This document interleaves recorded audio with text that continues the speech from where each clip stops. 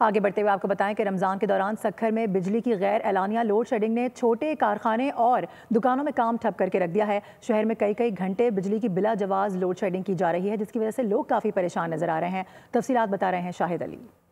रमज़ानुल मुबारक में बिजली की बेअंदाज़ा लोड शेडिंग ने गरीब और मजदूर आवाम की जो है वो ज़िंदगी अजीरन बना दी है।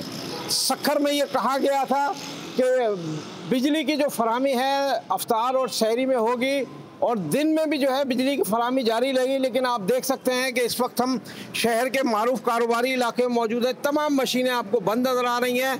हमारे साथ ये मजदूर तबके के लोग मौजूद हैं, जो कारीगर जो यहाँ काम नहीं है, सारा दिन हाथ पर हाथ धरे बैठे। रमज़ान में थोड़ा ही टाइम मिलता है और वो भी बिजली नहीं होती, बड़ा मुश्किल हो जाता है काम।